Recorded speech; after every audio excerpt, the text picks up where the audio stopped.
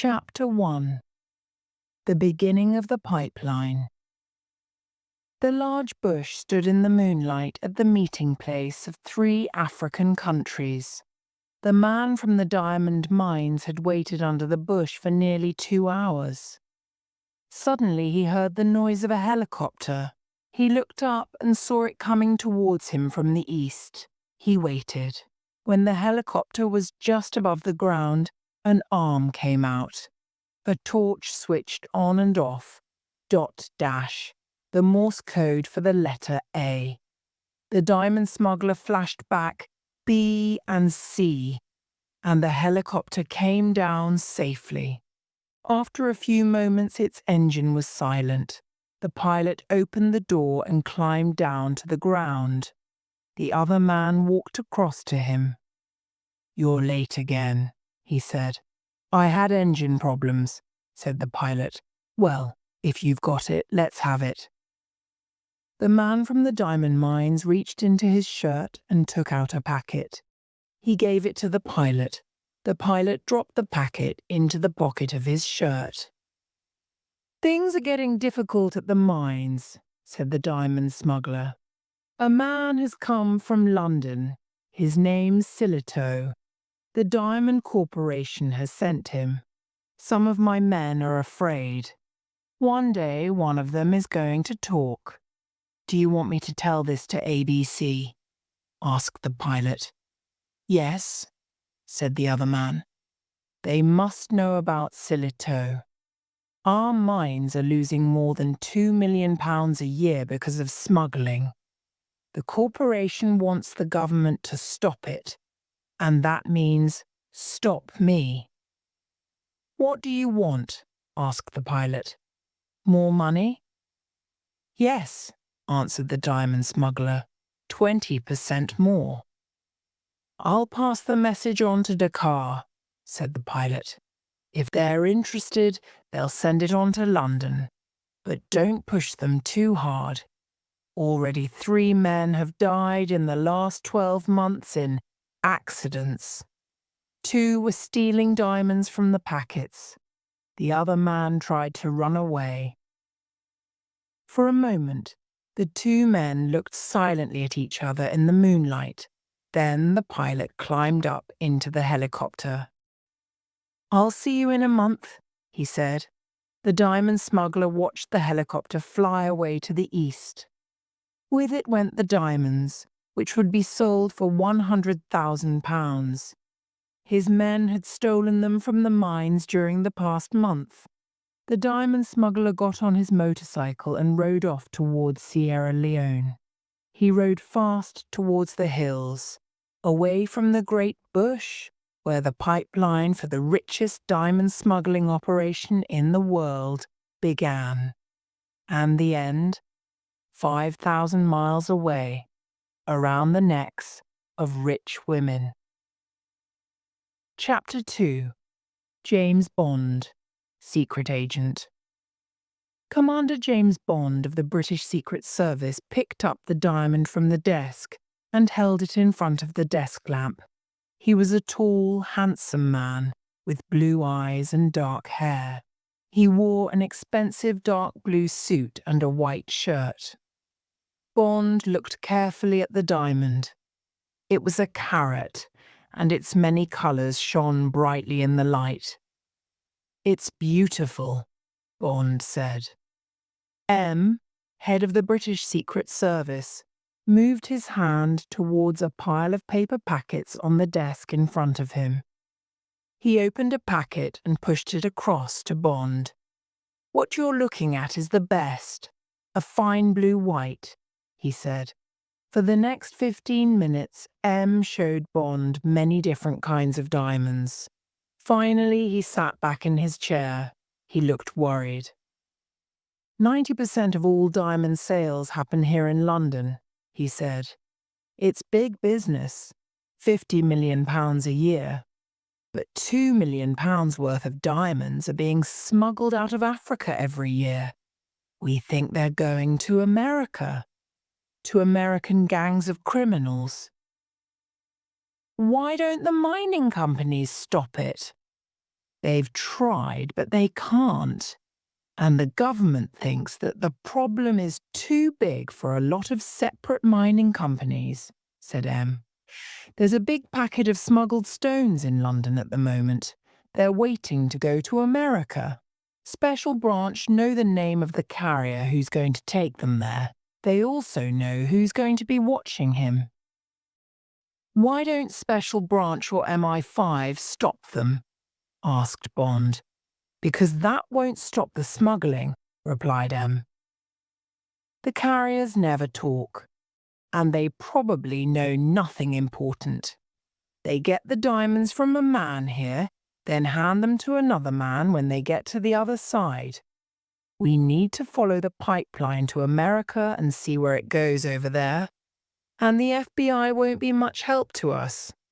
It's a very small part of their fight with the big gangs. Have you heard of the House of Diamonds? Yes, said Bond. The big American jewelers. They're on West 46th Street in New York and the Rue de Rivoli in Paris. They've got a small place in London too, said M. In Hatton Garden.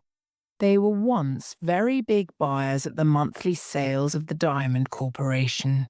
Now they're buying less and less, but they're selling more and more.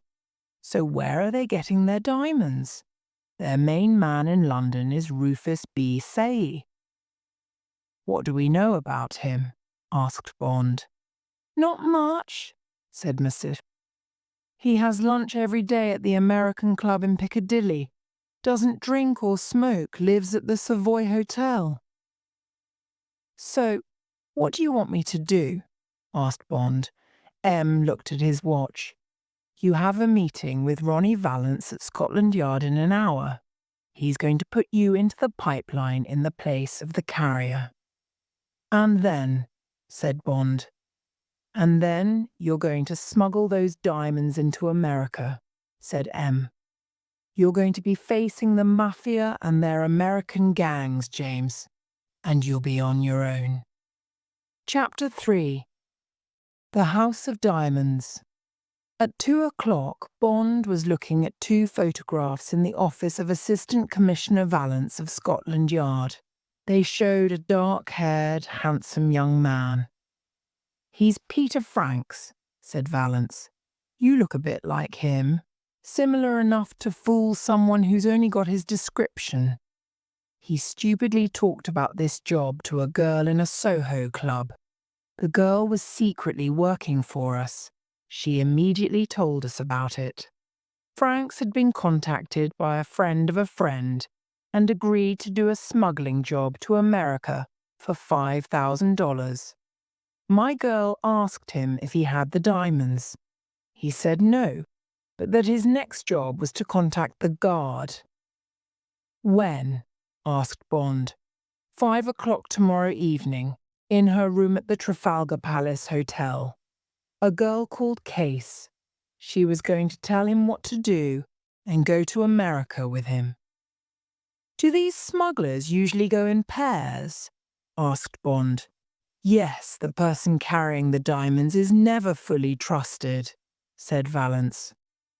He got up from his desk and started to walk up and down the room.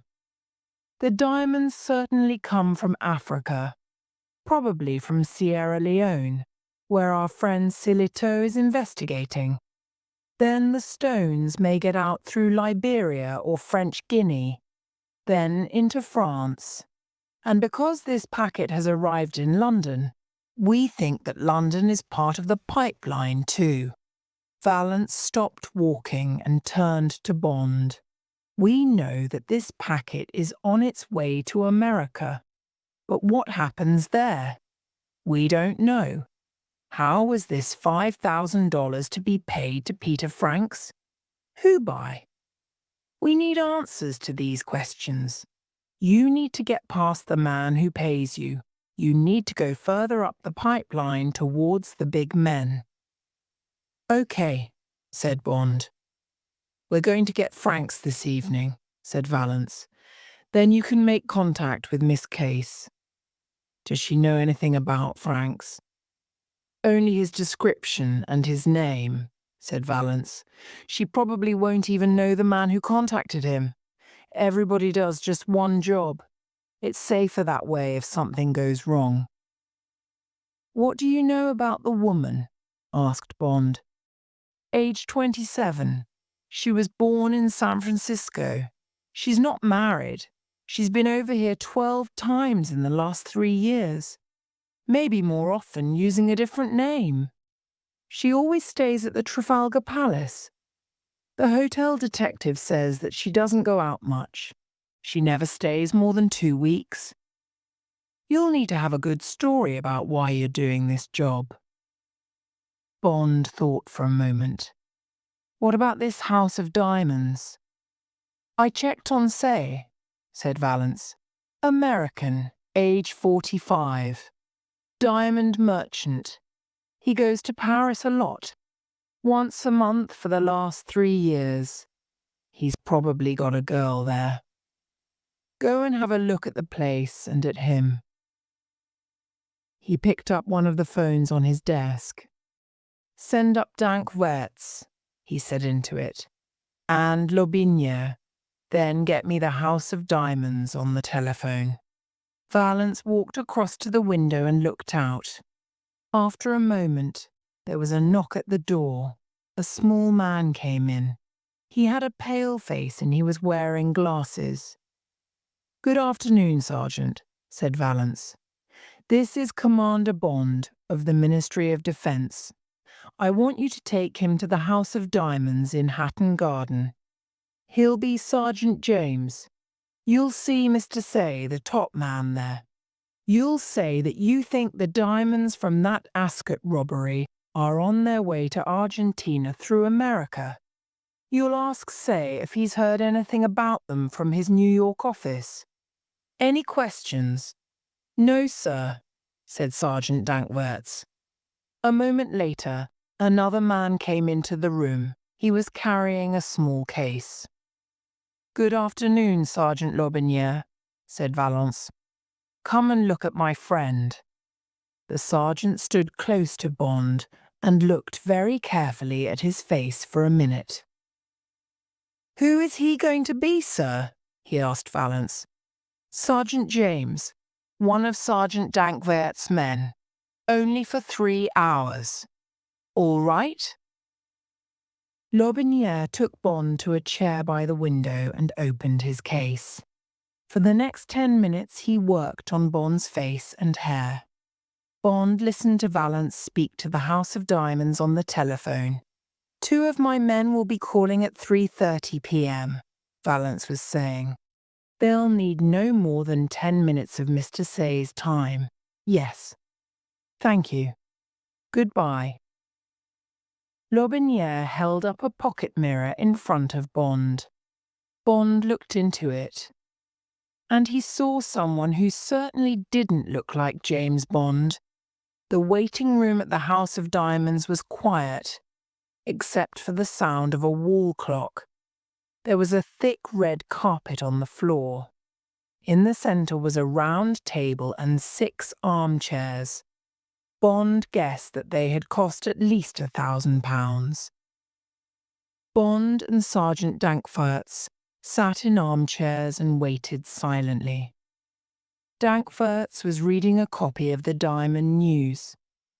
Suddenly the door opened and a big dark man stepped in and looked quickly at each of them. My name is Say, he said in a cold voice. What do you want? Dankwerts walked round Say and closed the door behind him. I'm Sergeant Dankwerts of the Special Branch of Scotland Yard, he said calmly. This is Sergeant James. We're looking for information on the theft of some diamonds. You may be able to help us. While Dankwerts told his story, Bond looked carefully at Mr. Say. He was a large man with a square face and short black hair. His lips were a thin, straight line. He wore a black suit, white shirt, and a thin black tie. Bond decided that Say was a hard, cold-hearted man. And these are the stones we're interested in, Dankwarts was finishing his story. Have any of them come through your company here or in New York? No, they haven't, said Say. He turned and opened the door behind him. Now, good afternoon, gentlemen. And he walked out of the room. Some minutes later, Dankwarts was driving towards Bond's flat near the King's Road. Did you get what you wanted, sir? He asked Bond. I'm not sure exactly what I wanted, said Bond, but I was glad to have a look at Rufus B. Say. He doesn't look like a diamond merchant. He's not a diamond merchant, sir, said Dankwarts, smiling. I read out a list of missing stones. I mentioned a yellow premier and 2 Cape Unions. Yes? There are no diamonds with those names. And Say didn't know that. Chapter 4. Tiffany Case. Bond knocked on the door of room 350 of the Trafalgar Palace Hotel. Come in, said a woman's voice. He walked into the small living room and shut the door behind him. Lock it, said the voice. It came from the bedroom. Bond locked the door and walked across to the middle of the room past the bedroom door. Sit down, said the voice. Bond smiled and sat in an armchair next to a desk. He could just see her through the open door. She was getting dressed. After a few minutes, Tiffany Case came out of the bedroom. She was very beautiful, with blonde hair and blue eyes. She was dressed in a black suit and a green shirt. She wore an expensive gold watch on her arm and a large diamond ring on the 3rd finger of her right hand. So you're Peter Franks, she said. I'm Tiffany Case. Why did you decide to do this job? They told me that you were a burglar. I am, said Bond. Something went wrong on a job. There was an argument and a person died. And now you want to leave the country, she said. That's right. And I need the money. Where are you going to carry the stones? She asked. Do you have any ideas? I thought perhaps the handles of a suitcase would be a good place, said Bond. Yes? No, because the customs men think the same thing, she said. Do you play golf? Yes, said Bond. Which golf balls do you use? She took a piece of paper and a pen from the desk. They're called Dunlop 65s, said Bond. Okay, have you got a passport? She asked. I have, said Bond, but it uses my real name, James Bond. She looked at him for a moment, then said, It's not important. Now listen. You're going over to America to see a man called Michael Tree. His friends call him Shady Tree. Now this is your story. He's an American friend of yours and you met him in Europe, okay? Okay, said Bond. You'll stay at the Astor Hotel in New York. She walked to the desk and opened a drawer. She took out a small packet and gave it to Bond. There's about £500 in there, she said. Get a room here in London at the Ritz Hotel. Buy a good used suitcase and pack your golfing holiday clothes. Get your golf clubs, then buy a ticket for the Thursday evening Monarch flight to New York. A car will come for you at 6:30 on Thursday evening. The driver will give you the golf balls. All right, said Bond. Don't think you can trick us and take the diamonds. The driver will stay with you until your bags go on the plane, and I'll be at London Airport. What happens in New York? Asked Bond. Another driver will meet you and tell you what to do next. If anything goes wrong at customs, you know nothing. Could we meet in New York? Said Bond, smiling. He liked this girl, and she could help him to get further up the pipeline. She looked at him. then looked away. "Well, I suppose we could have dinner Friday night if the job goes okay. Meet me at 8 o'clock at the 21 Club on 52nd Street. Now I've got things to do." She walked towards the door. Bond followed her. "You'll be all right," she said. "Just stay away from me on the plane." She opened the door and Bond walked out of the room. "See you at the 21 Club," he said. She closed the door behind him and waited to hear his footsteps go away. 20 minutes later, Tiffany Case walked into Charing Cross railway station. She went to one of the telephone boxes and dialed a number. After the usual 2 rings, she heard the click of the automatic recorder taking the call. For 20 seconds, she heard nothing. Then the voice of her boss, who she did not know, said, "Speak." She spoke quickly. "Case to ABC. The carrier's real name is James Bond. He'll use that name on his passport. He plays golf and will carry golf clubs. I suggest we use golf balls. He uses Dunlop 65s. I'll call again later this evening." She put down the phone. In a rented room somewhere in London, the recorder stopped. A door opened and closed. Footsteps went softly down some stairs and out into an unknown street and away. Chapter 5. A Bad Traveller. It was 6 o'clock on Thursday evening. Bond was packing his suitcase in his bedroom at the Ritz. His tickets and passport went into a smaller case which had been prepared for him by special branch. There was a narrow, secret space at the back of the case. This held a silencer for his gun and 30 rounds of .25 ammunition. The telephone rang. It was the girl at the hotel desk. She said, "A man from Universal Export has a letter for you, Mr. Bond." A few minutes later, Bond opened the door to a man from headquarters. He gave a large envelope to Bond. "I have to wait and take this back after you read the note inside, sir," he said. Bond sat at the writing desk. Washington reports that Rufus B. Say is Jack Spang, a possible gangster. He is twin brother to Serafimo Spang. Together, they control the Spangled Mob, a group working in America. The Spang brothers bought the House of Diamonds 5 years ago. They also own the Tiara Hotel in Las Vegas. This hotel is the headquarters of Serafimo Spang Washington. Also reports that Spangled Mob buy and sell drugs. This business is looked after by Michael Shady Tree, a criminal known to the police.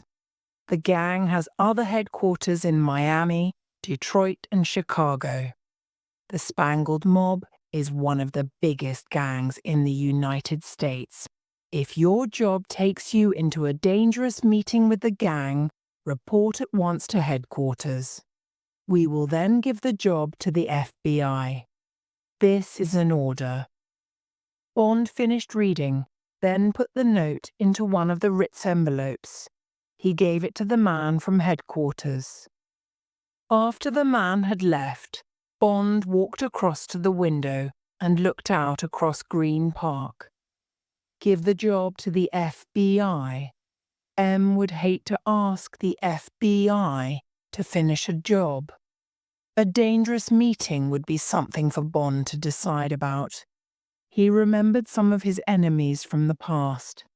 He was sure that these gangsters could not be as dangerous as them.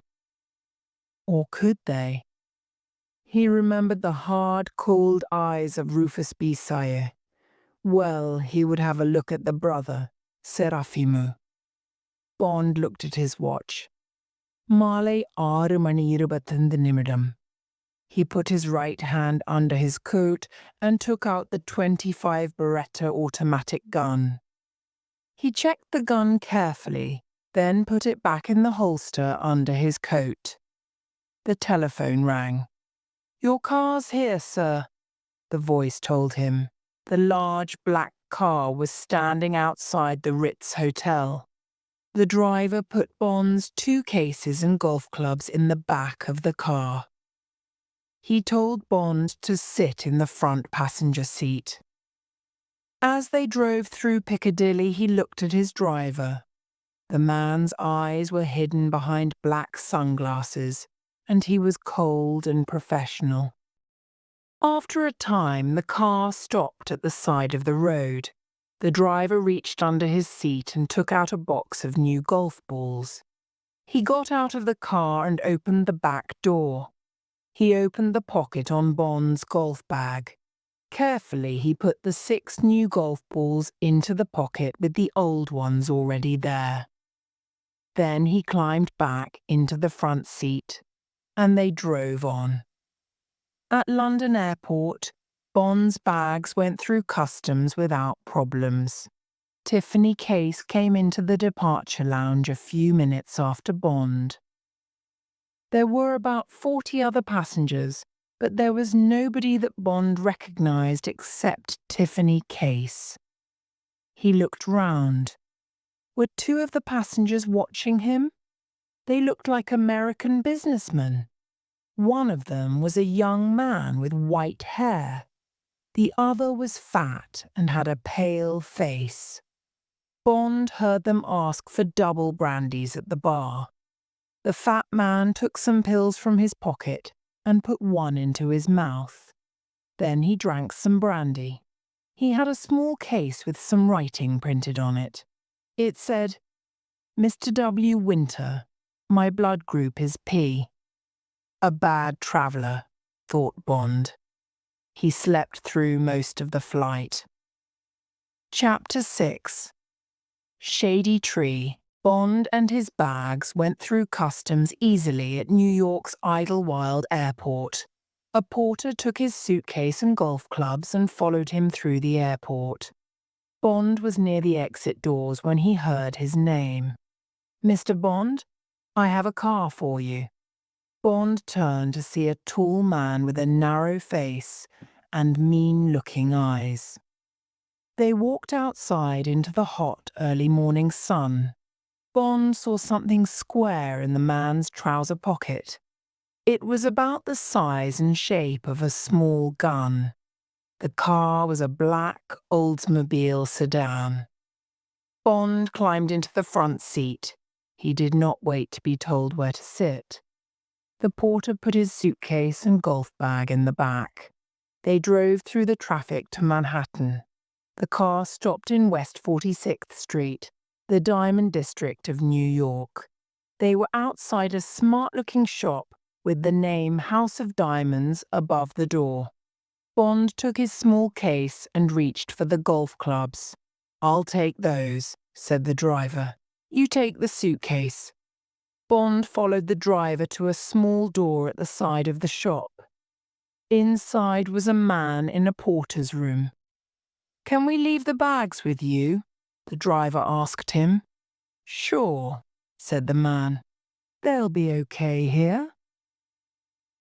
The driver waited for Bond to get into the lift. The driver carried the golf bag over his shoulder and they went up to the 4th floor in silence. The driver knocked on a door opposite the lift and opened it. Bond followed him inside.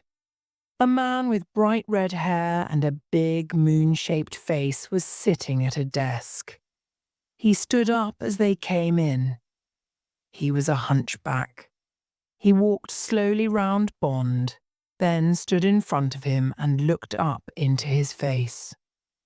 Bond looked calmly back at the hunchback, seeing the big ears, the half-open mouth, and the short, strong arms. The hunchback's voice was sharp and high. "London tells me that you have killed a man, Mr. Bond. I believe them. Would you like to do more work for us?" "Perhaps. answered Bond. How much do you pay? The hunchback laughed, then turned to the driver. Rocky, get those balls out of the bag and cut them open. He quickly shook his arm and a knife appeared from the arm of his coat and dropped into his hand. A throwing knife, thought Bond, and he's fast. The hunchback sat down behind his desk again. Rocky took the knife and put the 6 new golf balls on the desk. He cut one of them open and put it on the desk. The hunchback took out 3 uncut diamonds. The driver went on with his work until Bond had counted 18 stones on the desk. If the stones were good quality, they could be sold for about £100,000 after cutting. "Okay, Rocky," said the hunchback. "Take the golf clubs and this man's bags to the Astor Hotel. He's staying there. Send them up to his room." After the driver had left, Bond sat in a chair opposite the hunchback. He lit a cigarette. "Now, if you are happy, I'd like my $5,000, Bond said. The hunchback slowly moved the diamonds in front of him into a circle. He looked up at Bond. "You will be paid," he said, "and you may get more than $5,000. But you'll get the money yourself, because it's safer. It is very dangerous for a man to suddenly have a lot of money. He talks about it and spends it without being careful. Then the police catch him and ask him where it all came from. He hasn't got an answer. Right." "Okay," said Bond. "How do I get the $5,000? "I'll tell you a story," said the hunchback. "Today you met your friend Mr. Tree. That's me. You knew me in England in 1945, just after the war. Okay?" "Okay," said Bond. "I owed you money for a card game that we had at the Savoy Hotel in London, right? When we met today, I paid you. So now you have $1,000. Here's the money." The hunchback took 10 $100 notes from his pocket and pushed them across the desk. Bond put them in his coat pocket. "You decide to go and see some horse racing in Saratoga," continued the hunchback. "You put a bet on a horse and win another $4,000. Now you have $5,000. Now if anybody asks, where did it come from, you have answers." "Maybe the horse will lose the race," said Bond. "It won't." The hunchback smiled. "Good," said Bond. "I'd like to stay away from England for a while. Do you need any extra help?" The hunchback looked silently at Bond. "Maybe," he said after a few moments. "Phone me after the race. This is my number. Write it down. Wisconsin 73,697. And write this down too. 4th race on Tuesday. The Perpetuity Stakes. Put your bet on Shy Smile to win. He's a big horse with a white face and white feet." Chapter 7. Felix Leiter. Bond went down in the lift and out into the street. He walked towards Times Square. After a few minutes, Bond became sure that someone was following him. He looked back. But there was nobody suddenly moving into a shop. Nobody quickly putting up a newspaper to hide their face. Bond turned right into the Avenue of Americas and stopped inside the entrance of the first shop he saw. Suddenly, he felt something hard holding his right arm, and a voice said, "Relax, Mr. Bond. Don't move or you'll have bullets for lunch." He felt something hard push into his side. Had he heard this voice before? He looked down to see a metal hook holding his right arm. Moving fast, Bond tried to hit the man behind him, but the man caught his arm and stopped him. Then came a laugh and a voice said, "Sorry, James. You're caught." Bond turned to see the smiling face of Felix Leiter. "You were in front of me," said Bond. He smiled back at the American secret agent. The last time Bond had seen him, Felix had been lying on a bed, in a pool of blood, in a Florida hotel. "What are you doing here?" said Bond. "Come on, you can buy me lunch and tell me." "Okay," said Leiter. He put his metal hook into the right-hand pocket of his coat and took Bond's arm with his left hand. "Let's go to Sardi's. It's across the street." They went upstairs in the famous actors and writers restaurant. Leiter walked slowly and with some difficulty. Bond saw that his right arm and left leg were false, and there were small marks above his right eye. The waiter came and Leiter ordered a dry martini for Bond.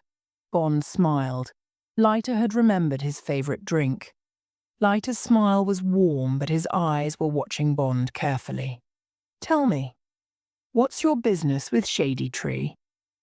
Bond drank his martini and lit a cigarette. "You tell me something first, Felix," he said. "Are you still working for the CIA?" "No," said Leiter. "When I lost my gun hand, they could only give me desk work. So I work for Pinkerton's detective agency now. I'm a private detective. I investigate drugs and fixed horse races, races where they know who's going to win. And I organize men to watch the racehorses in their stables at night. What about you? Are you still with the same people?" "That's right," said Bond. "On a job for them now?" "Yes." "In secret?" "Yes." Leiter looked unhappy. "If it's about the Spangled Gang, you're crazy to be working alone. This is dangerous, but maybe we can help each other. I'll tell you why I was near Shady Tree's offices." "I think I know," said Bond. "You're interested in someone with a white face and 4 white feet. He's called Shy Smile." "That's right," said Leiter. "He's racing at Saratoga on Tuesday." "I'm going to bet $1,000 on him, and he's going to win," said Bond. "It's my pay for another job. I brought a big packet of uncut diamonds in by plane this morning for Mr. Spang and his friends. Why are you interested in the horse?" "Because the horse that looks like Shy Smile is really a fast horse called Pick-a-Pepper. The real Shy Smile was a slow horse and didn't win races. They shot him." "Don't tell me," said Bond. "Pick-a-Pepper's also got a white face and 4 white feet." "Right," said Leiter. "And they've done a good job with any other small differences. They started planning this more than a year ago. They're going to make a lot of money. It's a very big race." "What are you going to do about it?" asked Bond. "I don't know. I need to think about it," said Leiter. "Let's drive to Saratoga together on Sunday. We can both stay at a quiet place I know, the Sagamore Motel, and meet in the evenings." "Good idea," said Bond. "Now let's order some lunch and I'll tell you my story." He finished the story when they were drinking coffee. "And we think that the Spangs are smuggling the diamonds and that the House of Diamonds is selling them." "I don't know much about Jack Spang," said Leiter, "but I've heard about Tiffany Case. Her mother owned a cheap hotel in San Francisco. One day she decided not to pay money to the local gangsters. Some nights later, they arrived and broke doors, furniture, and everything else in the place. Then they attacked Tiffany. It was bad. She was only 16 years old." "That's terrible," said Bond angrily. "Next day she ran away. She had several jobs, dancer, waitress, until she was about 20. Then she moved to Florida and started drinking too much alcohol. One day a boy fell into the sea and Tiffany jumped in and saved him. Her name was in the newspapers. Some rich woman gave her somewhere to live and helped her to stop drinking. She took Tiffany around the world, but Tiffany left her when they got to San Francisco. She went to live with her mother for a short time, then moved down to Reno. She met Seraphimo there and he gave her a job at the Tiara Casino in Las Vegas. She's been there for the last year or 2. She goes to Europe in between, I suppose." "I like her," said Bond. He looked at his watch. "I need some sleep. I'm staying at the Astor Hotel. Where shall we meet on Sunday morning?" "Outside the Plaza Hotel at 9 o'clock, said Leiter. "You've got a dangerous job, James. Be careful. All American gangsters are bad, but these Spangled boys are some of the worst." Chapter 8. A Warning from Tiffany. The waiter at the 21 Club brought the martinis with pieces of lemon peel, as Bond had ordered. Tiffany put a cigarette in her mouth and Bond lit it for her.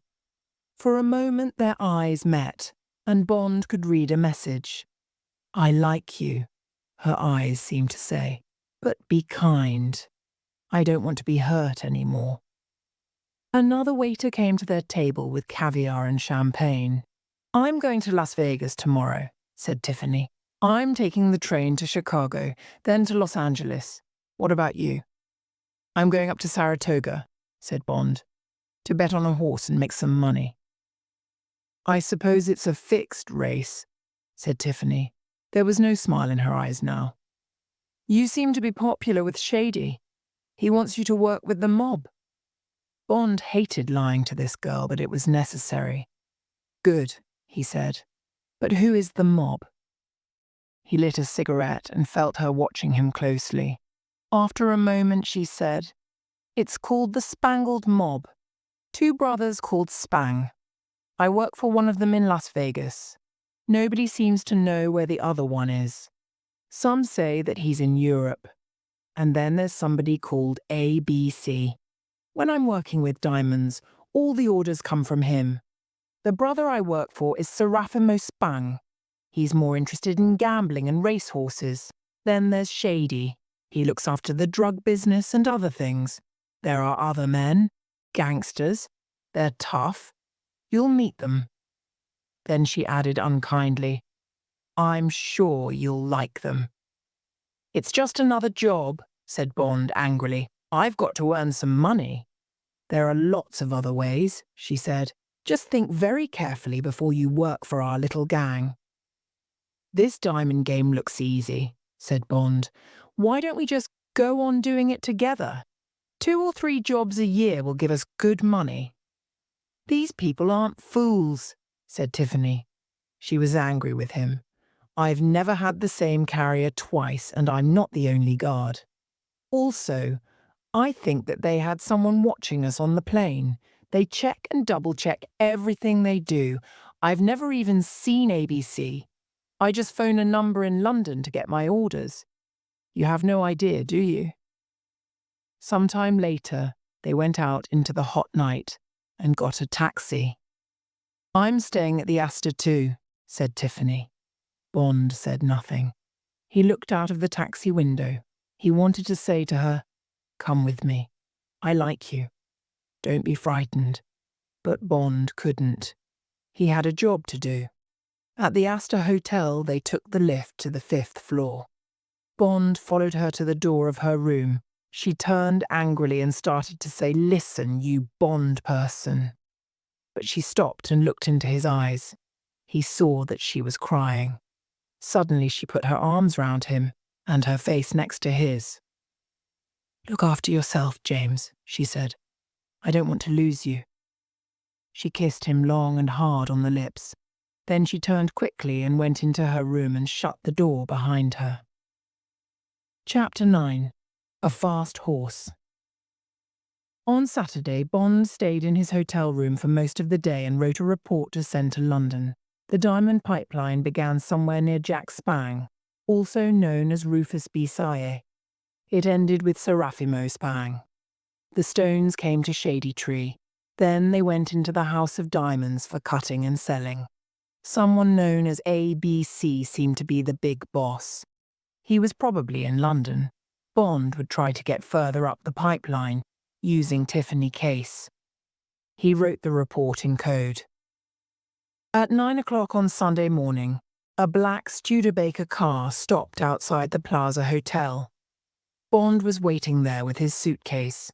He threw it onto the back seat and climbed in next to Leiter. "It's about 200 miles, said Leiter as they drove out of the city. There was a straight, empty road in front of them. Leiter pushed his right foot down to the floor. Suddenly, Bond was thrown back into his seat.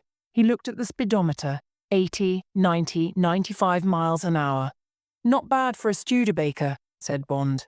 Leiter looked at Bond and smiled. "This isn't a normal Studebaker." At December 30th, they found a place to stop for lunch. Leiter told Bond about Saratoga. "It's a spa town," he said. "For 11 months of the year it's very quiet. People sometimes come to go in the waters or to have mud baths, but that's all. Then for 1 month, August, it goes crazy. It's probably the best race meeting in America, and the place is full of rich people. A lot of the racehorse owners are gangsters like the Spangs. Sometimes they fix a race. The Spangs hope to get $50,000 from the Shy Smile race." They finished their lunch and drove on. Bond slept for a short time.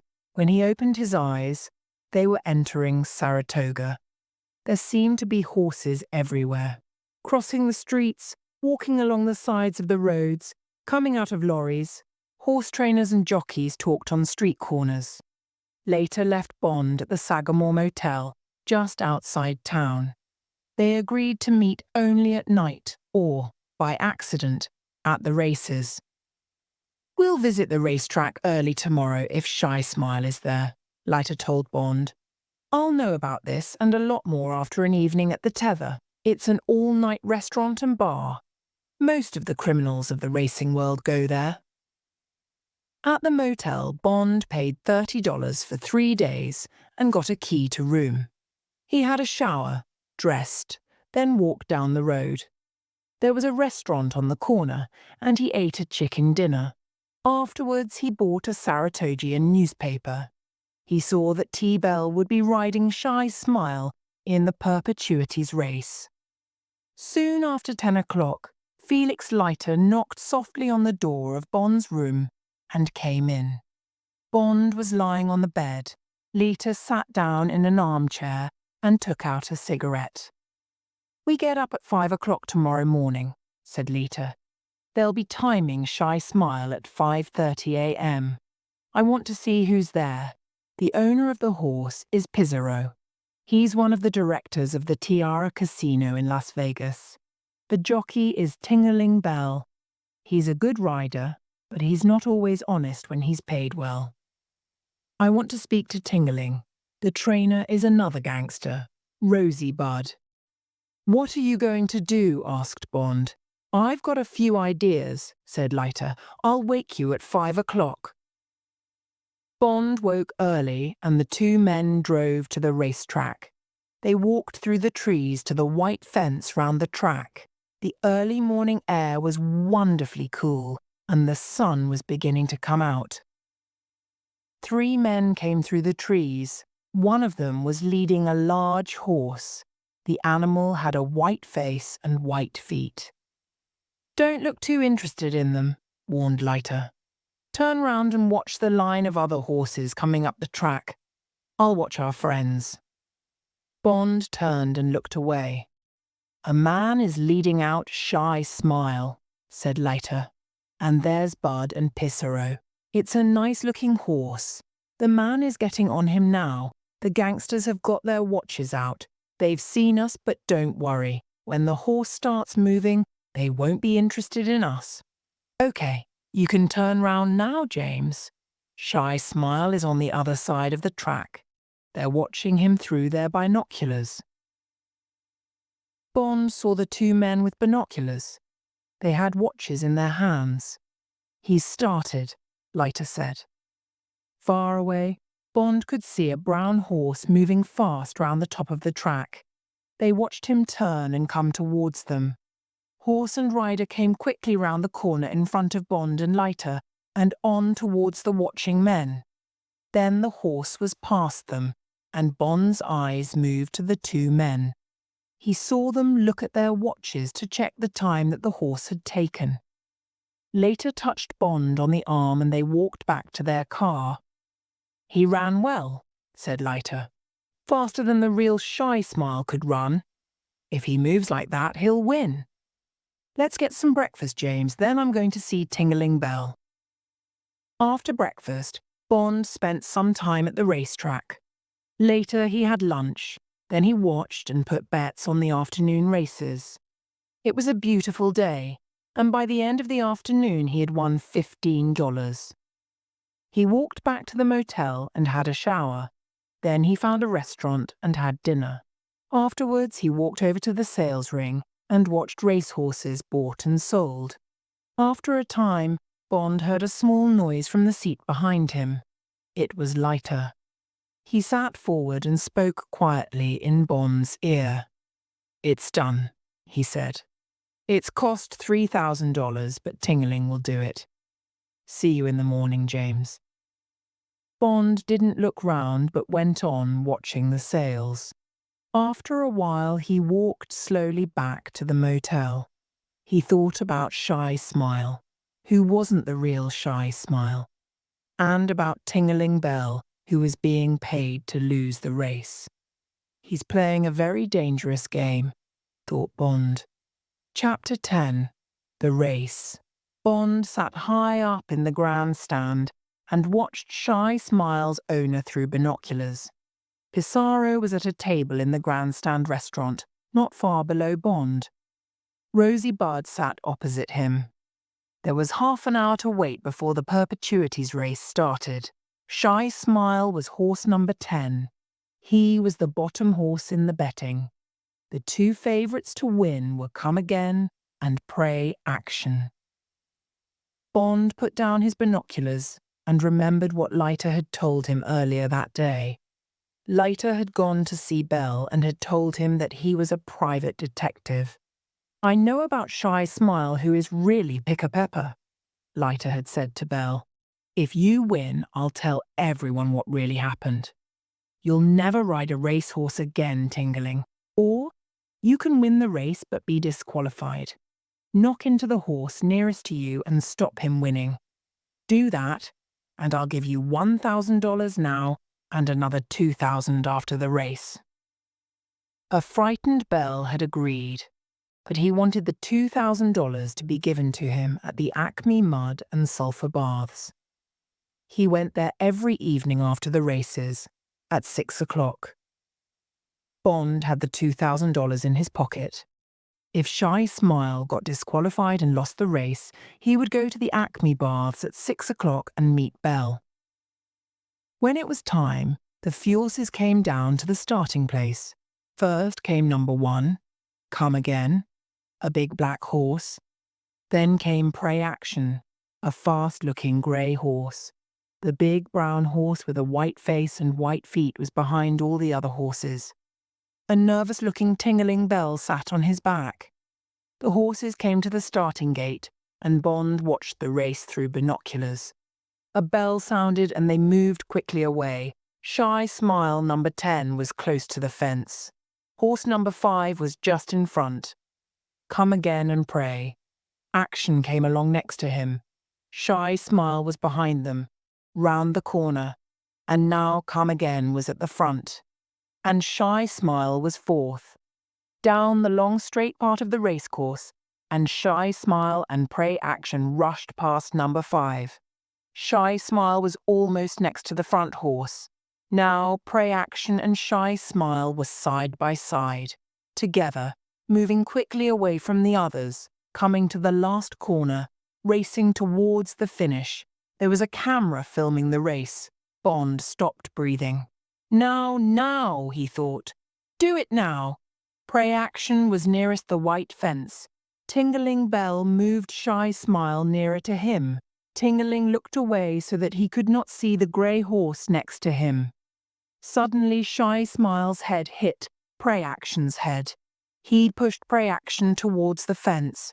Pray Action's jockey stood up and had to slow his horse down. Angry shouts came from the crowd. Now Shy Smile was in front, going faster, faster. Moments later, Tingling Bell took him past the finishing post. He had won. Or had he? Very clever riding, Tingling, thought Bond. Some minutes after the end of the race, a voice came over the loudspeaker. Attention, please. Number 10, Shy Smile, has been disqualified. Number 3, Pray Action, is the winner. Bond smiled and walked towards the bar. Chapter 11. Mud Baths. The small red bus had the words, Acme Mud and sulfur baths on its side. It went down a short hill towards a group of dirty grey buildings. A tall yellow chimney stood up from the centre. Black smoke came from the chimney. The bus stopped by the baths. There was a seat near the entrance under some dead-looking trees. Bond sat there for a few minutes trying to prepare himself. He was not happy. He did not like the look of the place, and he did not like what was going to happen to him inside. But after a few more moments, he went inside. The bad smell of sulphur was strong. A woman sat behind a desk reading a paperback book. She looked up. "Yes?" "I'd like a bath," said Bond. "Mud or sulphur?" asked the woman. "Mud," said Bond. He paid for a ticket. At the back of the room were two doors. One said mud, the other sulphur. Bond went through the mud door. He found himself in a long room with a window in the roof and changing rooms along the walls. It was hot and steamy in the room. Two men sat at a table playing cards. They were naked except for towels around their waists. They looked up at Bond. "Ticket?" one of the men asked. Bond gave him his ticket, and the man gave him a key for one of the changing rooms. He pointed at the door at the end of the room. "The baths are through there," the man said. There was nothing in the changing room except a thin towel. Bond took off his clothes and put the towel round his waist. He pushed the money into his coat pocket. Then he walked out and locked the changing room door behind him. He went through the door at the end of the room. A large black man with no hair met him on the other side. "Follow me," said the black man. The room was square and grey, and there were long tables against the walls. On each table was a heavy wooden box like a coffin. It had a wooden top that covered most of the box. Men's hot, wet faces showed above the sides of most coffins. Bond followed the black man to a wooden seat next to two shower rooms. Bond sat on the seat, and the man went across to an empty coffin. He put a sheet into it. Next, he went to the middle of the room and got two buckets. They were filled with hot brown mud. He poured mud into the empty coffin until the bottom was full. He left it to cool and went to a bath full of ice. From this, he took several wet towels, then walked round the room. At each coffin, he stopped to put a cold towel around the head of the red-faced man inside. When he had finished, he walked across to the empty coffin. "Okay," he said to Bond. The man took Bond's towel and key. Bond climbed into the coffin and lay down in the hot mud. The man put a cold towel under Bond's head, then took one of the buckets of hot mud. He put the mud all over Bond's body. When he had finished, only Bond's face and a very small part of his body round his heart was white. The man then pulled the sheet round Bond until Bond could only move his fingers and his head. He felt like a trapped animal. 20 minutes, the man said to Bond. He closed the lid. It was 6 o'clock. Bond was uncomfortable and hot. At 3 minutes past 6, the door opened and Ting-a-ling Bell came into the room. The black man came across and put a towel around Bond's head. It felt wonderfully cold. The jockey climbed into a coffin in front of Bond. The black man covered him in mud and put the sheet round him. Then he shut the lid over Ting-a-ling's body. Bond closed his eyes. How was he going to give Ting-a-ling the money? In the changing room after the bath? On the way out? In the bus? "Okay, nobody move." It was a hard, frightening voice and came from the doorway. Bond opened his eyes. The door to the room was open and a man stood by it. Another man walked quickly into the middle of the room. They both carried guns and had black hoods over their heads. There were holes cut in the hoods for their eyes and mouths. "Where's the jockey?" the man in the middle of the room asked. He moved across the room and hit the black man with his gun. The black man, afraid, pointed. The man with the gun walked towards Ting-a-ling. When he went past Bond, he stopped and looked for a few seconds. Then he moved over to the jockey. "Hello, Tingling," he said coldly. "What's wrong?" The jockey's voice was high and frightened. "Wrong?" said the man with the gun. "Maybe you've never heard of a horse called Shy Smile. Maybe you weren't there when he was disqualified this afternoon." The jockey started to cry softly. It wasn't my fault, boss. It was an accident. My friends think that it wasn't an accident." The man put the gun to the jockey's head. "They found $1,000 hidden in your room. Where did it come from?" "I've saved it," cried Tingling.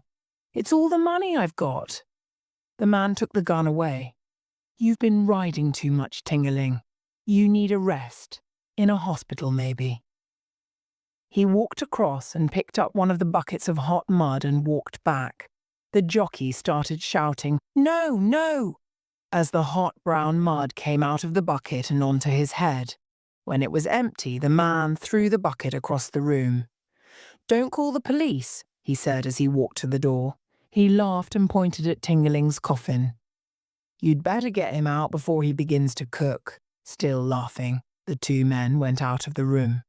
Sometime later, Felix Leiter was sitting in Bond's room at the motel. "What happened next?" he asked. "The two ticket men came running in," said Bond. "They took the lid off Tingling's box and pulled off the sheet. Then they carried him to the shower. He was half dead, and all of his face was burned." "Describe the two gunmen," said Leiter. "The man by the door was small and thin," said Bond. "The other man was big and fat. He had a red wart on his right thumb." "Wint," said Leiter. "And the other man was Kid. They work for the Spangs and they always work together. Wint is always sucking that wart on his thumb. He's called Windy. He gets sick in cars and trains, and he thinks that planes are going to crash at any minute. Kid's got white hair, but he's only about 30 years old. I'll tell the police about them and about Shy Smile. I won't tell them about you, James. I'll be back in an hour." Bond got dressed, then went to find a telephone. He spoke to Shady Tree. "Shy Smile didn't win," he said. "I know," said Shady Tree. "Tell me where you're staying and I'll send you another $1,000. You'll get the money in the morning. Now, listen carefully. Come to New York and get a plane to Los Angeles. Then get another plane to Las Vegas. There is a room booked for you at the Tiara Casino. At 10 o'clock on Thursday evening, go to the center table of the 3 blackjack tables near the bar. Sit down and bet the $1,000. Do this 5 times, then get up and leave the table. Don't bet any more, but wait for more orders. Okay?" "Okay," said Bond. Later, Felix Leiter returned, and he and Bond went out to dinner. "My boss wants me to go to Las Vegas," said Leiter when they were eating. "He wants to know where the real Shy Smile's body is buried." "Then we're both going to Las Vegas," said Bond. He told him about Shady Tree's orders. "I'll be there by the end of the week," said Leiter. "Maybe we could meet sometimes. Listen, Pinkertons have got a man there. His name's Ernie Correo. I'll tell him that you're coming and he'll look after you. But be careful, James." Bond smiled. "I'll be careful. But I've got to get further down the pipeline. Also, I've got to get close to Serafimo Spang. I really don't like the Spangs. I don't like what they did to that black man and Ting-a-ling." "Are you still an agent with a 00 number?" asked Leiter. "The number that means you're allowed to kill?" "Yes," said Bond quietly. "I am." "Good," said Leiter. Chapter 12. Las Vegas.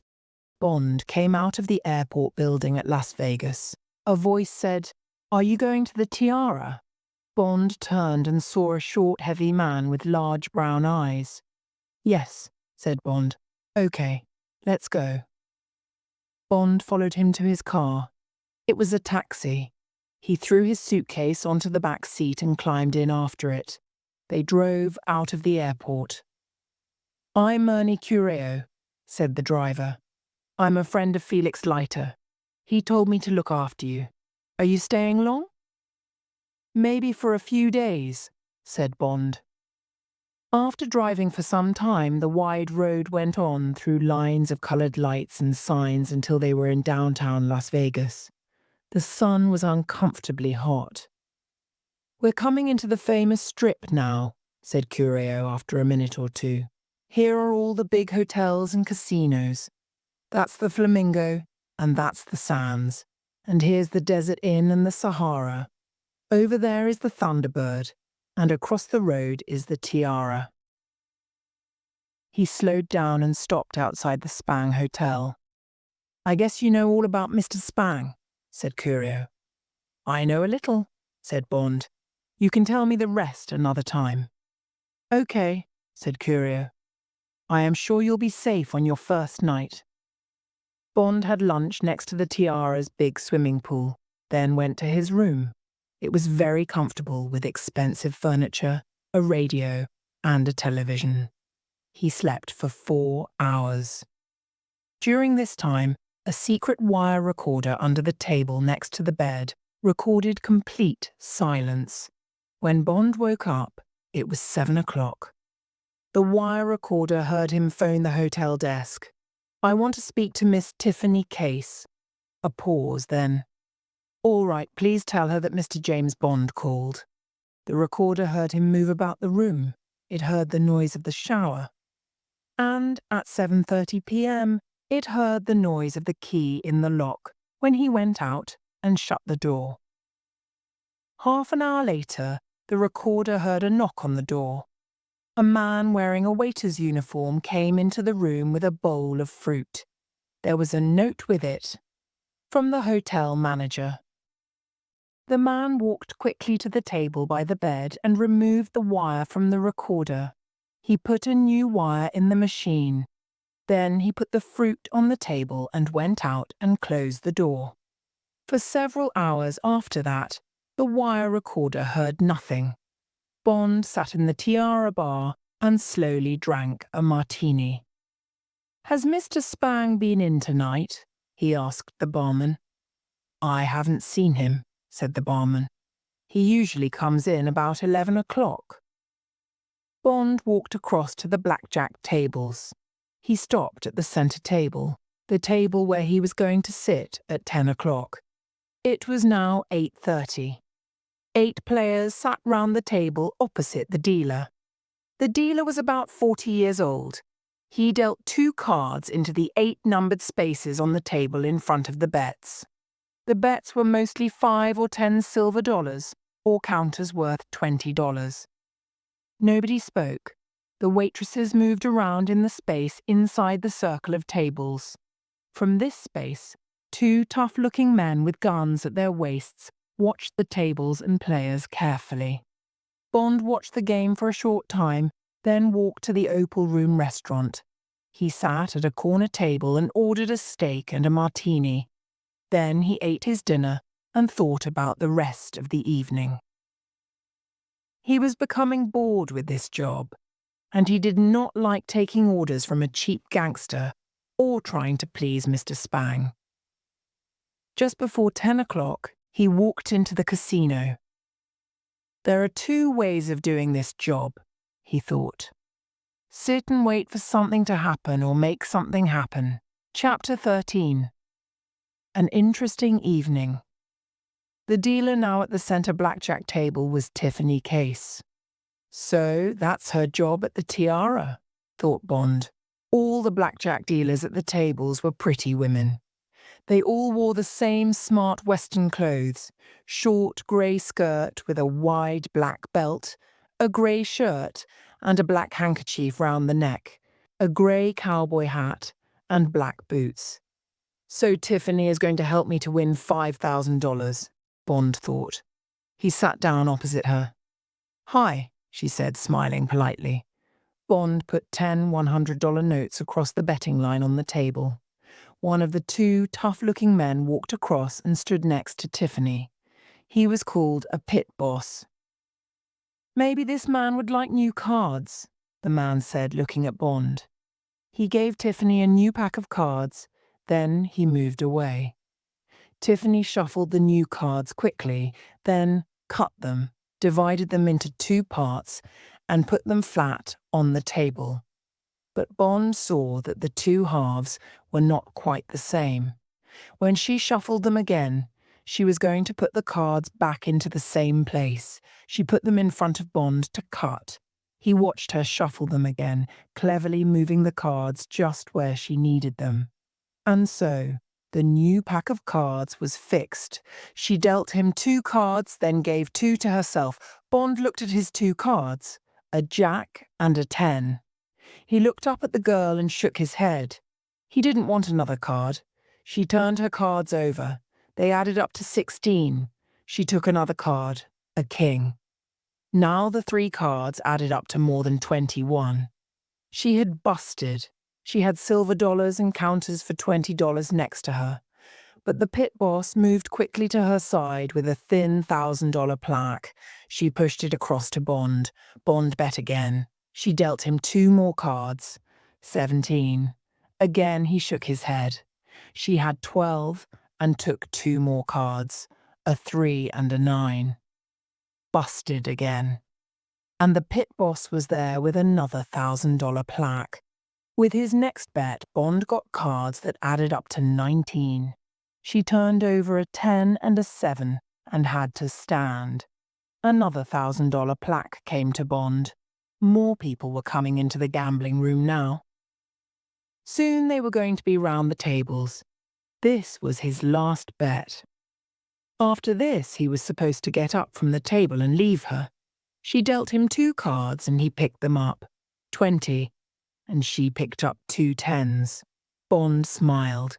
Both took another card and busted. She quickly dealt him two more cards just as three more players came to the table. He had 19 and she had 16. And that was the end. Bond took his last $1,000 plaque. He got up from the table and looked across at the girl. "Thank you," he said. "You deal beautifully." Tiffany Case looked hard at Bond. "You're welcome," she said. Bond turned and walked away to the bar. So now he had his $5,000. He remembered what Shady Tree had told him. Don't bet anymore. Bond smiled, then finished his drink and walked across the room to the nearest roulette table. $5,000 on red, he told the croupier. The croupier looked closely at him, then put the $5,000 plaques onto the red. Bond saw him push a button under the table with his knee. A moment later, the pit boss walked across to the table. At the same time, the croupier turned the wheel. Bond lit a cigarette. He had a wonderful feeling of freedom. Nobody was going to tell him what to do anymore. And he knew that he was going to win. The wheel turned more slowly, and the little ball fell into its red place. 36. Red, said the croupier. He pulled in some losing counters and pushed some money across to the winning players. Then he took a large, thin $5,000 plaque and put it next to Bond. "Put it on black," said Bond. Now several more people came to watch. Bond felt their eyes on him, but he looked across the table to the pit boss. The man looked a little nervous. Bond smiled at him as the wheel turned. 17, black, said the croupier. There were noises of excitement from the watching crowd. They watched the croupier push the big plaque in front of Bond. Now there was another man standing next to the pit boss. He was a big square-shaped man, and he was looking at Bond with hard, bright eyes. It was Saratoga Spang. He looked a little like his brother in London. Now for the last throw, thought Bond, and then I'm leaving here with $20,000 of Spang money. He looked across at his employer. Spang's eyes were still watching him. Red, said Bond. He gave the $5,000 plaque to the croupier. The wheel turned. The little ball fell into its place. 5, red, said the croupier. And there were more noises of excitement from the people around the table. "I'll take my money," said Bond. "Thanks." Bond put the 4 plaques in his pocket and moved through the crowd. He walked across to the cashier's desk. 3 notes of 5,000 and 5 of ones, he said to the man. The cashier took Bond's 4 plaques and gave him the money. Bond went to the hotel desk and asked for an airmail envelope. Then he moved to a writing desk next to the wall. He put the 3 large notes in the envelope and wrote on the front, "The Managing Director, Universal Export Regents Park London, NW1, England." Then he bought stamps at the desk and put the envelope into the US mailbox. He hoped it would be safe. He looked at his watch. 5 minutes to midnight. He looked round the room for the last time. There was a new dealer at Tiffany Case's table and Mr. Spang was not there anymore. Bond walked back to his room and locked the door. It had been an interesting evening. Chapter 14. Gunfights. For most of the next day, Bond waited at the hotel for something to happen. When he got tired of waiting, he phoned Ernie Curio. "Let's meet for a talk," he said. Curio came to get him that evening, and they drove away from the strip. "What happened last night?" asked Ernie Curio. "Did you win anything?" "I won some money at roulette," said Bond. "It won't worry Spang. He's rich." "How does he spend his money?" "He's crazy about the Old West," said Curio. "He bought himself a ghost town out on Highway 95. It's called Spectreville. It has a Western saloon bar, a hotel, and even an old railway station. And Spang bought one of the old trains. He keeps it in the station at Spectreville. At weekends he takes his friends for a ride to Light. It's another ghost town, about 50 miles away. It gets lots of visitors." "That's why I haven't heard from Spang or his friends all day," thought Bond. "It's Friday, so they'll be out playing trains." After some minutes, Curio said, "We're being followed front and back. Do you see that black Chevrolet in front with the 2 men? They've got 2 driving mirrors and they're watching us. Behind us is a little red Jaguar. 2 more men with golf clubs on the back seat. They belong to the Detroit Purple Gang, and they don't play golf. I'll try and lose them." Bond took a $1,000 note from his pocket and pushed it into Curio's shirt pocket. "That's for any damage to your car." "Okay, Ernie. Let's see what you can do." He took his Beretta out of its holster and held it in his hand. "This is what I've been waiting for," he thought. It was a straight road with not much traffic. Ahead, the tops of the mountains were yellow in the evening sun. They were riding easily along with the Jaguar behind them and the black Chevrolet in front. Without warning, Curio pushed his foot down hard and stopped the car suddenly. The Jaguar hit them from behind, and there was a crash of metal and glass. Curio then drove away fast down the road. Bond looked out of the back window. "They're out of the car," he said. "The windscreen is broken. There's glass everywhere. They're trying to pull the front part of the car off the wheels. Good work, Ernie. It stopped them for a little while." "Get down," said Curio. "The Chevrolet has stopped at the side of the road. They may try some shooting." Bond felt the car move forward fast. Curio was half lying on the front seat, driving with one hand. There were 2 loud cracks as they went past the Chevrolet. Glass fell around Bond. The car almost went off the road before Curio got it straight again. Bond pushed out the broken glass in the back window. The Chevrolet was coming after them. "I'm going to turn suddenly and stop in the next side road," said Curio. "It'll give you a clear shot when they come round the corner after us. Now!" The car went round the corner on 2 wheels, and Bond held onto his seat. The car stopped suddenly. Bond jumped out, his gun in his hand. The Chevrolet came round the corner fast. Bond fired his gun. Crack, crack, crack, crack. All 4 bullets hit the car. The Chevrolet went across the road, hit a tree, turned completely round and went slowly over onto its side, and stopped. Bond watched fire come from the front of it. Someone was trying to get out of a window. Soon the flames were going to find petrol on the ground, and the whole car was going to explode. It was going to be too late for the man inside. Bond heard a sound behind him. He turned to see Ernie Curio fall from the driver's seat of the taxi and across the passenger seat. Bond forgot the burning Chevrolet and pulled open the car door. There was blood all over Curio's arm. Bond pulled him carefully onto the passenger seat and his eyes opened. "Get me out of here," he said, "and drive fast. That Jaguar will soon be coming to find us. Then get me to a doctor." "Okay, Ernie," said Bond. He got into the driving seat and started the car. He moved fast down the road, away from the burning Chevrolet. "Can you see anything in the mirror?" asked Curio.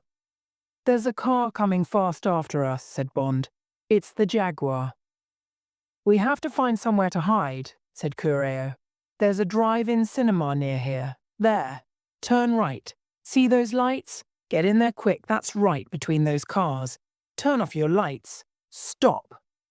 The taxi stopped in the back line of 6 rows of cars. They looked towards a large cinema screen. A man was saying something to a woman on the screen. 2 more cars drove in and stopped. Neither of them was the Jaguar. A girl came up to the taxi. "That's $1, please," she said. She connected a loudspeaker to a metal post next to the car. Then she hung the speaker inside the window next to Bond. The voices of the man and woman on the screen filled the car. The girl moved away to the next car. "Turn the sound off," said Curio. He spoke with difficulty. "Watch the entrance. We'll wait a little while. Then you can get me to a doctor." Bond found a switch and the voices stopped. He looked out into the darkness towards the entrance, but could see nothing. Suddenly, a dark shape came up from the ground, and a gun was pointing at Bond's face. Then a voice from outside Ernie Curio's side of the car whispered, "Okay, boys, don't do anything stupid." Bond looked at the face next to him. "Get out, or we'll shoot your friend," the man told him. "You and the 2 of us are going for a drive." Bond turned and saw the gun pushed into Curio's neck. "I'll go with them, Ernie," he said. "I'll soon be back to get you to a doctor." "Sorry, friend," said Curio in a tired voice. "I think—" There was a soft noise as the gun hit him behind the ear. He fell forward and was silent. Bond stepped slowly out of the car and the 3 men walked towards the entrance. Chapter 15. Spectreville. The red Jaguar was outside the entrance, its windscreen broken. They took Bond's gun before he climbed in next to the driver. "Where are we going?" he asked. "You'll see," said the driver. He was a thin man with an unkind face. They were soon driving along a moonlit road towards the mountains. There was a big sign which said 95. Bond remembered that Spectreville was on Highway 95. So these men were taking him to Mr. Spang. Bond suddenly felt that he did not know enough of the answers. Did they know who he really was? He could say that he had not understood his orders about the gambling, but how to explain all the shooting? He could say that he thought the 4 men were from another gang. "Well, now I'm about to get to the end of the pipeline," he thought. After 2 hours of driving, they stopped outside some high gates. There was a sign outside. It said, "Spectreville. Do not enter. Dangerous dogs." On the gate was a button and a speaking box. A small sign next to it said, "Ring and say who you are." The driver pushed the button and a voice said, "Yes," from inside the box. "Frasso and McGonagall," said the driver loudly. "Okay, McGonagall," said the voice. There was a click, and the gates slowly opened. They drove through them and down a narrow road. The gates closed behind them. The road went on for about a mile. Then there were lights in front of them. They went down a hill and suddenly there were brightly lit buildings. Past them, the moon shone down on a single straight railway line. It went on as far as Bond could see. The car stopped in front of grey houses and shops. One bigger building had a sign outside. It said, Pink Garter Saloon Bar. From behind the western swing half doors, yellow light came out onto the street. The sound of a piano playing came from inside. It was all like something out of a western film. "Get out," McGonagall told Bond. The three men climbed out of the car and onto the wooden pavement. Bond stopped. "Come on," said McGonagall. Bond slowly followed him to the door of the saloon. He stopped for a moment as the swing half doors came back towards his face. He felt Frasso's gun pushing into his back. Now, thought Bond. He jumped through the doors and threw McGonagall round and into Frasso. The two men crashed back onto the pavement. McGonagall was up on his feet first, with a gun in his hand. Bond's hand came down on the gun and knocked it to the ground. Frasso fired 2 shots at Bond, but the secret agent dropped to the ground and picked up the gun at McGonagall's feet. He fired 2 quick shots at Frasso from the ground. Then McGonagall stepped on his hand and fell on top of him. Bond went down, but he saw and heard Frasso crash down onto the pavement outside. Then McGonagall's hands were on him. For several seconds the two men fought silently like animals. Bond got up on one knee and pushed the other man off him. As he did this, McGonagall's knee came up and hit Bond's face. Bond fell back but then stood up. McGonagall came towards him with his head down. Bond turned away quickly, but the gangster's head hit him in the chest and 2 fists crashed into his body. The gangster's head came up and Bond hit him hard in the face. McGonagall fell back but Bond went after him. He reached for the gangster's foot and pulled it away from the floor. Then he turned and threw the man into the room. McGonagall's flying body crashed down on top of the piano. The piano fell to the floor with McGonagall flat on the top of it. "Stop!" A girl's voice came across the room from the bar. Slowly, Bond turned round. There were 4 people standing with their backs to the bar. Mr. Spang stood in front of the other 3. He was dressed like a cowboy with shiny black boots and 2 guns in holsters at his sides. Tiffany Case stood next to him. She wore a western dress of white and gold. She stood and watched Bond. Her eyes were shining and she looked nervous. Then there were the 2 men in black hoods, the 2 from the Acme Baths at Saratoga. Each of them pointed a gun at Bond. "Bring him this way," said Mr. Spang. He left the room. Tiffany Case gave Bond a warning look as she followed him. The 2 men came close to Bond. The big one said, "Move." Bond walked slowly after the girl, and the 2 hooded men walked behind him. Bond pushed through a door behind the bar. He looked around and saw that he was now in a railway station waiting room. "Turn right," said one of them. Bond turned and went through a door. In front of him was probably the most beautiful steam train in the world. There were 3 metal shining lights on the front of the big old engine. The name "The Cannonball" was painted along the side in black and gold. Behind the engine was a dark blue carriage. Bond looked at the train, but then he felt a gun in his back. Bond climbed up into the carriage. First there was a small but beautiful dining room. Then a narrow room with 3 doors at the sides. With the 2 men still behind him, Bond walked to the end and pushed open the door into a big room. It was a sitting room with bookshelves on each side and expensive curtains. A thick red carpet covered the floor. Mr. Spang stood at the far end of the room. In the middle sat Tiffany Case. She was nervously smoking a cigarette.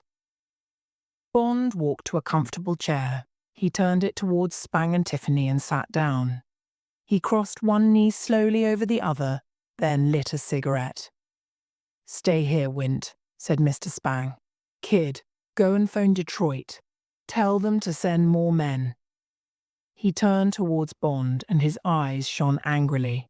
"Now, who are you and what's happening?" Bond did not like Spang's question.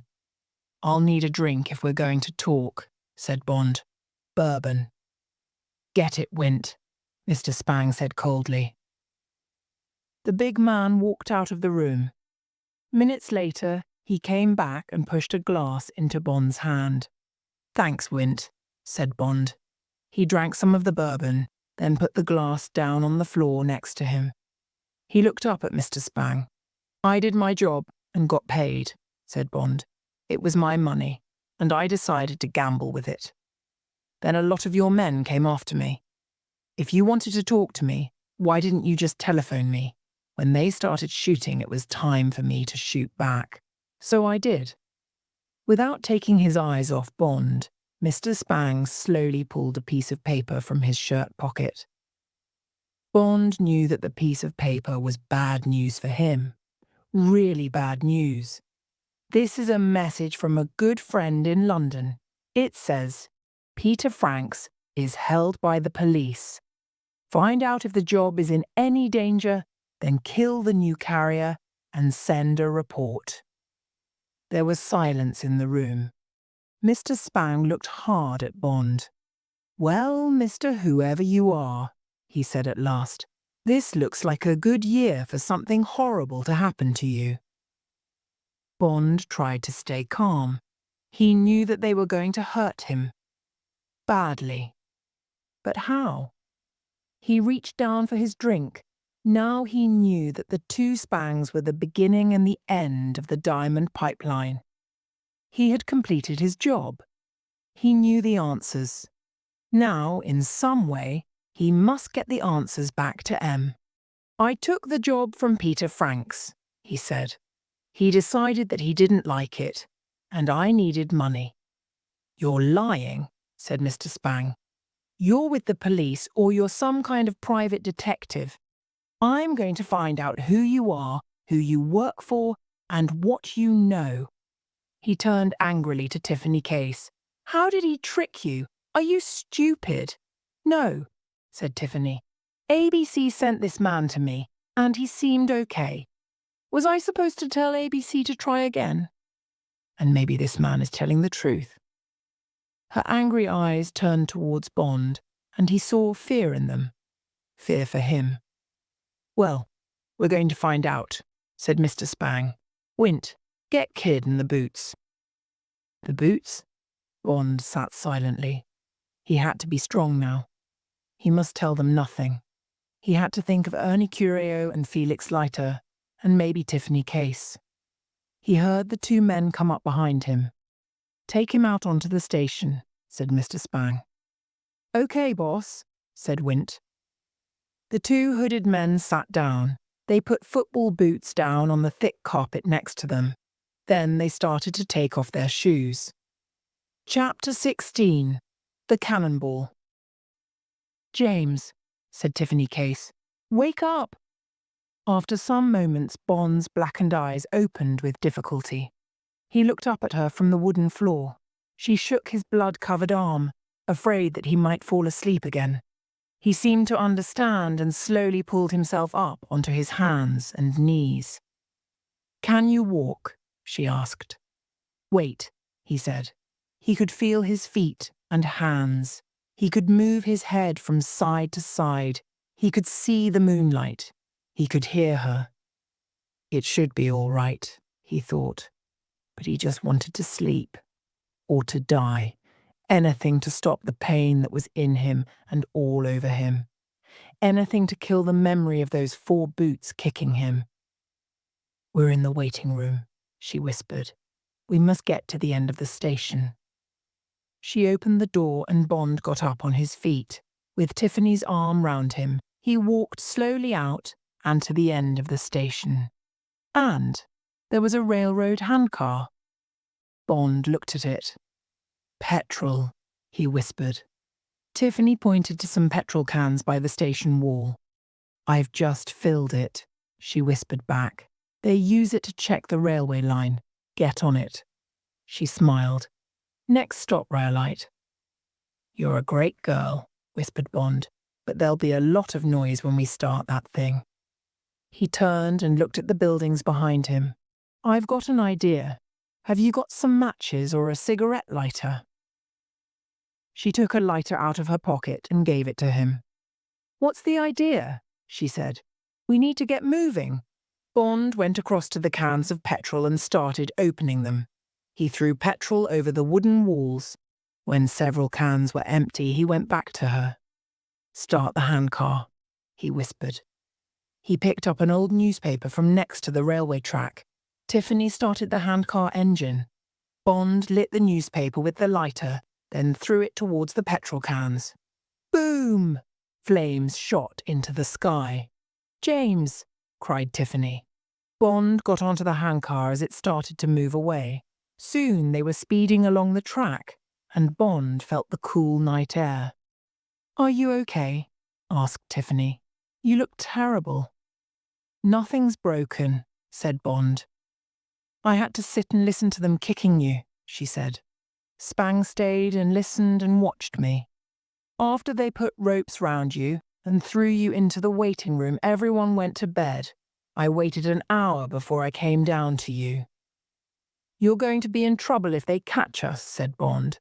"Don't worry about me," she said. "First we have to get this thing to Rhyolite. Then we'll have to find a car and get to California. I've got money. We need to get you to a doctor and buy you a new shirt. I've got your gun. I got it after Spang went to bed." She opened her shirt and took it from her belt. Bond took it from her and pushed it into the top of his trousers. His shirt was covered in blood. The miles went by. Every few minutes Bond turned and looked behind them. They had been travelling nearly an hour when they heard a new sound. "It's the cannonball," said Tiffany.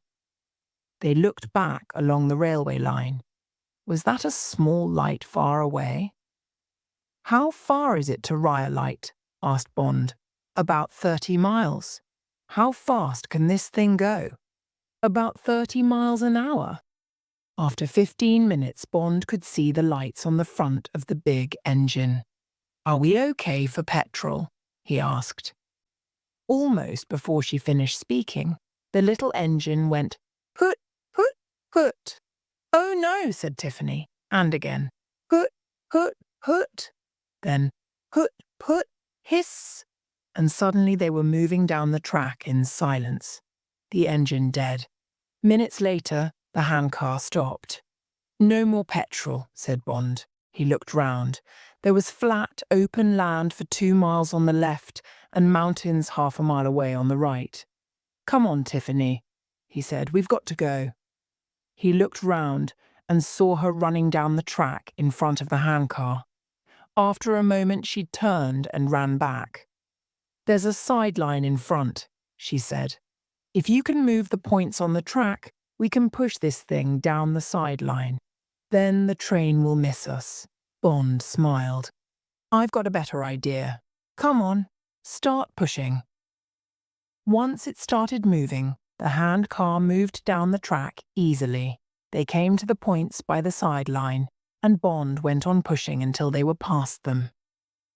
"What are you doing?" asked Tiffany. Bond ran back to the points.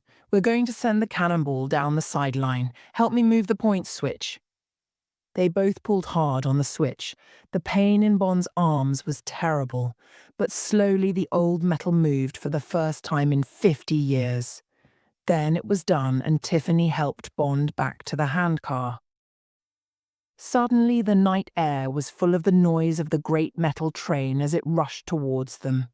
"Get down and don't move," shouted Bond. He pushed Tiffany down behind the handcar. Then he went across to the side of the railway line and took out his gun. Crack! A bullet hit the ground next to him. Crack! Crack! Crack! Now he could hear the gun above the sound of the engine. And then the big engine flew into the sideline with a scream of metal. Bond saw Spang in the cab of the engine. He was almost falling out, holding the side of the cab with one hand and driving the engine with the other. Bond lifted his gun and fired 4 shots. He saw Spang's white face suddenly turn up to the sky. Then the great black and gold engine was past him and rushing towards the Spectre Mountains. Its lights cut through the darkness and a warning bell began to ring. But nothing could stop it now.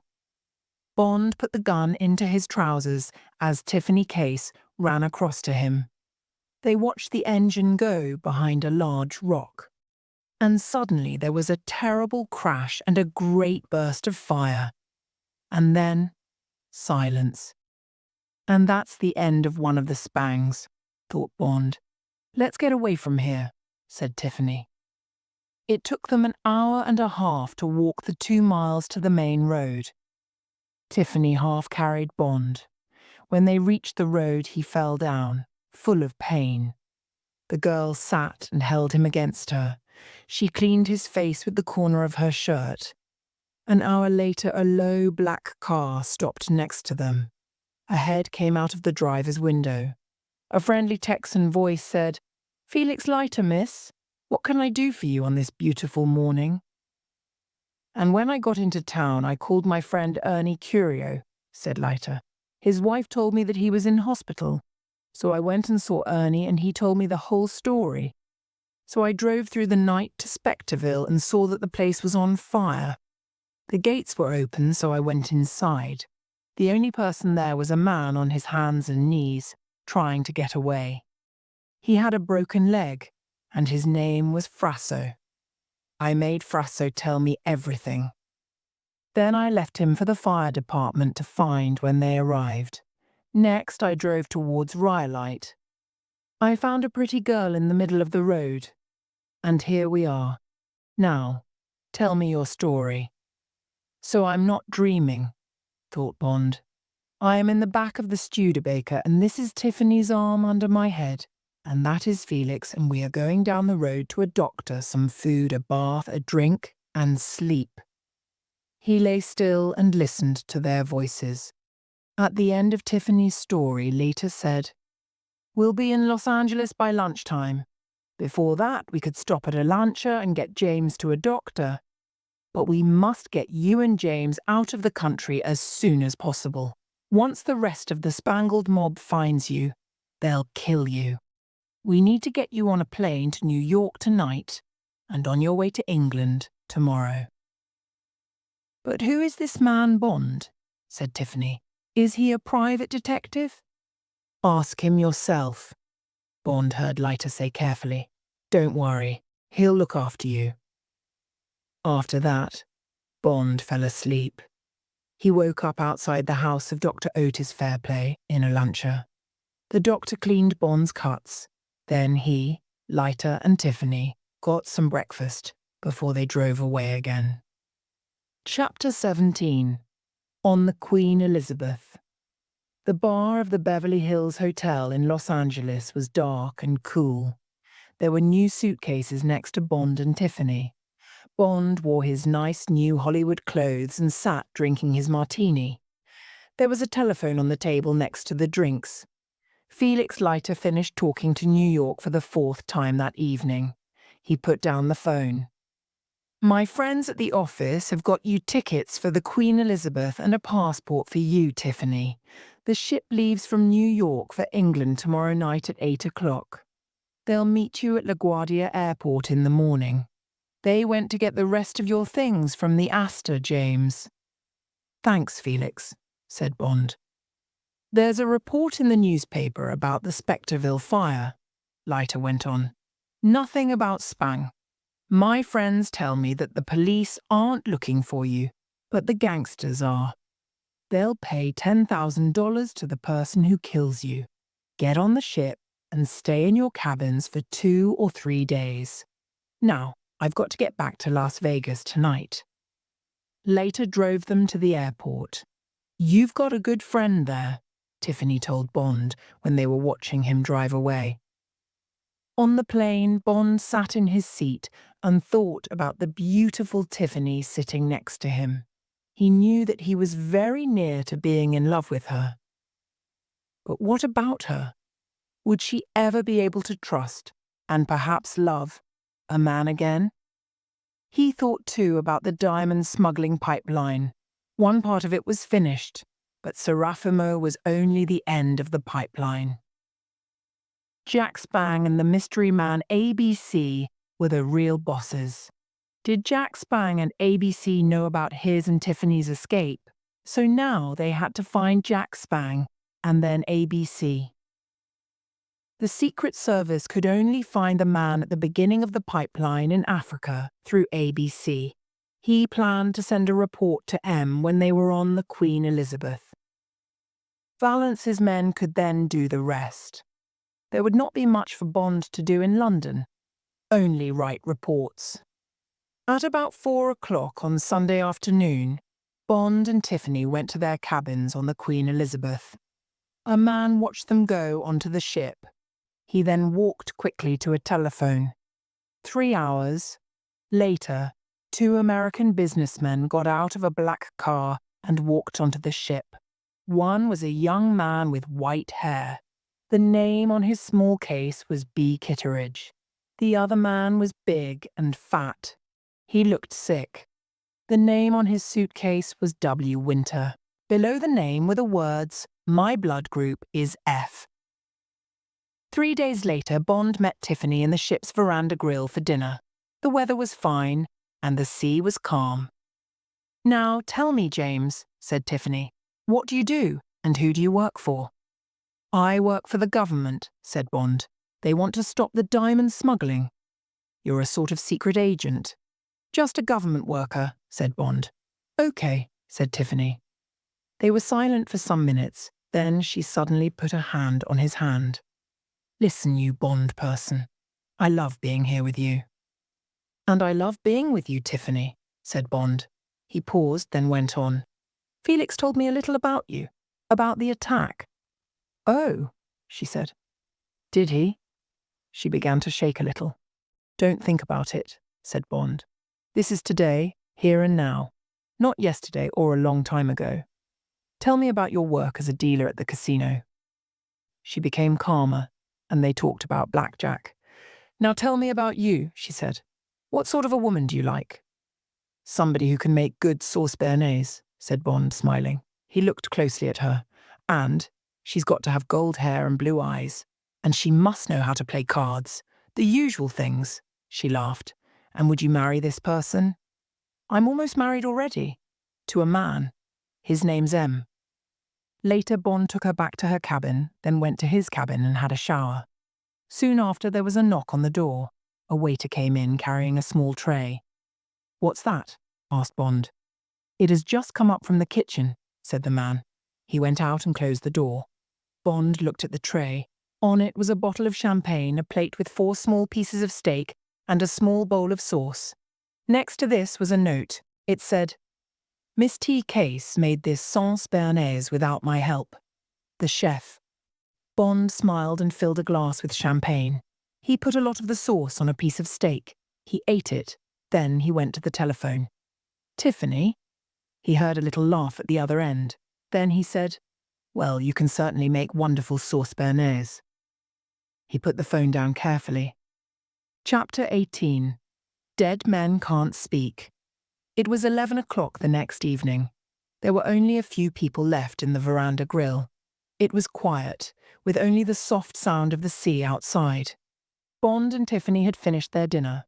They were holding hands and looking silently into each other's eyes. After a time, they got up and walked to the smoking room. They found a small table in a corner and ordered coffee. Bond suddenly saw that 2 men were looking at him. They were sitting at a table across the room and they looked away quickly. One man had white hair and the other was big and fat. Bond looked carefully at the fat man. Had he seen this man before? He turned back to Tiffany. "Those 2 men across the room seem interested in us," he said. She looked past his shoulder. "They're not looking at us now. The fat man's sucking his thumb. The white-haired man just looks stupid." "Sucking his thumb," said Bond. He was trying to remember something. "Forget it, James," said Tiffany. "Let's go." They finished their coffee and went down the stairs to the deck below. Bond put his arm round her, and Tiffany put her head on his shoulder. They walked in silence until they were inside Bond's cabin. Then Bond put his arms around her and said softly, "My darling."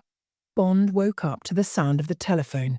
The last thing he remembered was the door closing after Tiffany had left, sometime during the night.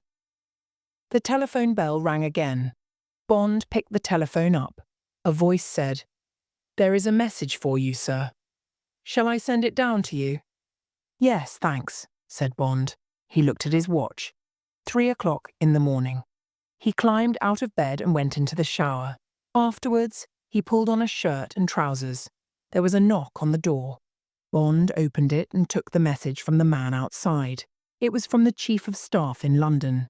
It said, "Secret check of Say's office. Found message to ABC from QE, signed by Winter.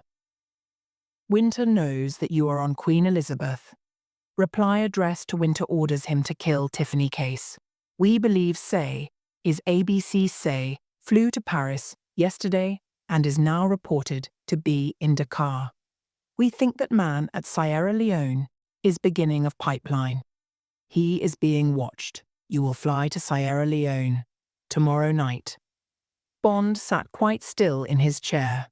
So somebody from the Spangled Gang was on the ship. Who? Where? He quickly picked up the telephone and phoned Tiffany. He heard it ring once, twice, 3 times.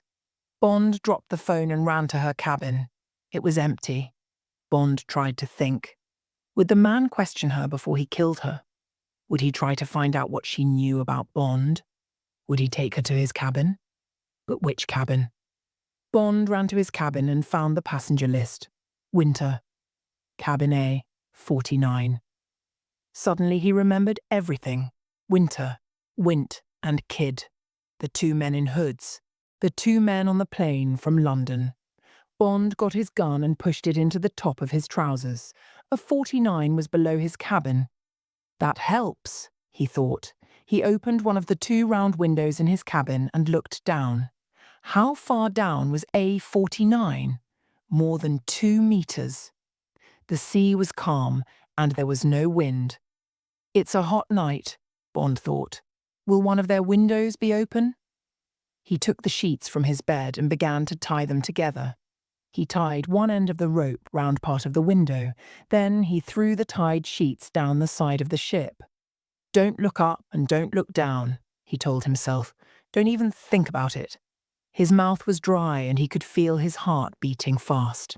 Some minutes later he felt the metal window of A49 beneath his feet. It was open. His foot told him that the curtains inside the window were closed.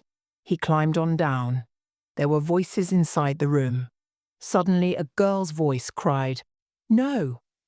There was a moment's silence, then the sound of a slap. It was as loud as a gun firing a shot. Bond pushed himself through the curtains and into the cabin. He crashed to the floor, rolled over and came up with his gun in his hand. It pointed at a place between 2 men. "Who sent for you?" said the fat man, calmly. He was sitting in a chair opposite Tiffany. She was sitting on another chair. She was naked except for a pair of pants. She looked at Bond and her eyes were wild and frightened. The white-haired man was sitting on the bed. He smiled at Bond. "Tiffany," said Bond, "go into the bathroom and close the door, then get into the bath and lie down." She moved quickly to the bathroom and shut the door behind her. Now she's safe from bullets, Bond thought, and she won't see what I have to do. 48, 65, 86. The fat man said the words fast. Were the words an American football signal?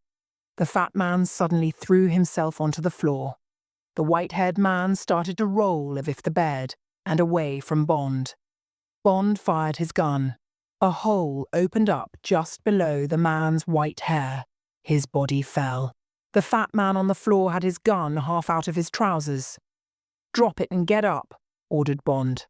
The fat man dropped the gun and stood up. He looked into Bond's eyes. He was afraid. "Sit down," said Bond. The fat man turned and walked back towards his chair.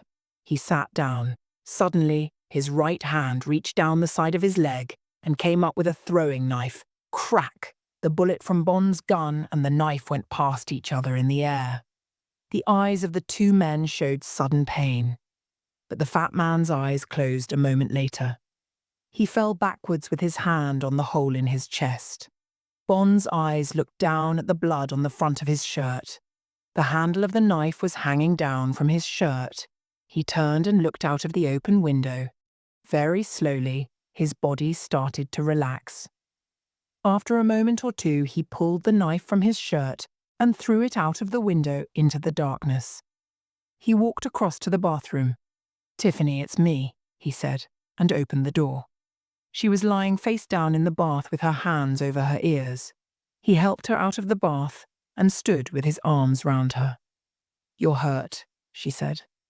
She took off his shirt and washed the cut on his chest with soap and water. Bond collected her clothes from the cabin and brought them back to the bathroom. "Get dressed," he said. "Then clean everything that you've touched. We don't want to leave any fingerprints." He went back into the cabin. For the next half hour, he did everything very carefully. He held the gun over the hole in the fat man's shirt and fired a second bullet through the hole. Now there were smoke marks around the hole. Next, he put the gun in the fat man's right hand. "You shot yourself," he told the dead man. He went across to the white-haired man and picked him up. He carried him to the window and pushed him through it. He looked back at the fat man. "You and your friend had a fight," he said. "You shot yourself after you threw your friend out of the window. That's the story. I hope the police like it when we get to Southampton." He cleaned his fingerprints off everything that he had touched, pulled the sheets off one of the beds, then went to get Tiffany. He had to get her back to his cabin without anyone seeing them. And then, sleep, with her body close to his and his arms round her forever. Forever. He looked at the dead eyes of the body on the floor. They seemed to speak to him, saying, "Nothing is forever. Only death is forever."